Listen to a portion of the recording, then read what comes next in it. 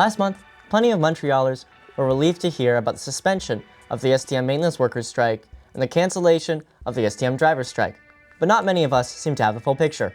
These strikes have been happening on and off since June, following demands from QP Local 1983, which represents 4,500 bus and metro operators for increased wages that reflect the current economic context, more reasonable working hours, and an end to unpaid work time, which is still tolerated at the STM.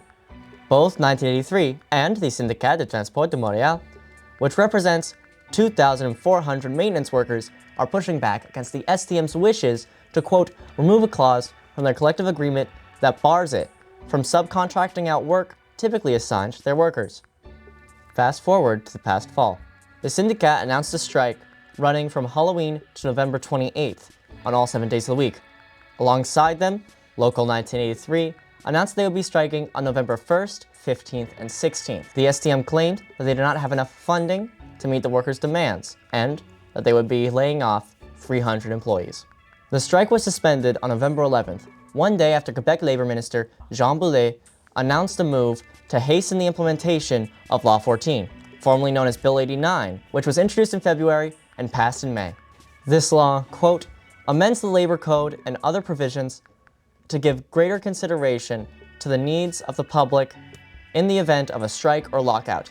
In layman's terms, this gives the province more power to end a strike or similar negotiation tactic should an administrative labor tribunal deem such strategies too disruptive.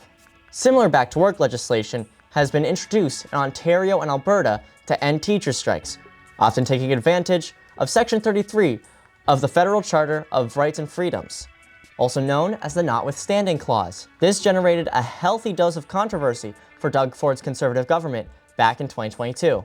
Alison Brawley-Rattaille, an associate professor at Brock University, fears that, quote, this is the thin edge of the wedge, and that right-leaning governments in particular will be increasingly inclined to use it. 3 years on, it seems as though she may have won that particular bet. This is not the end of the story for strikes from the STM, however, as QP 2850, which represents 1,300 administrative employees, announced that they would be going on strike on November 19th and 21st.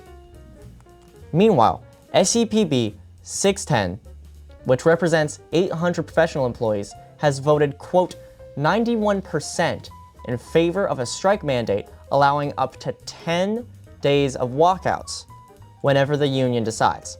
Right before we filmed this, the Syndicat announced an overtime strike running from December 9th to January 11th.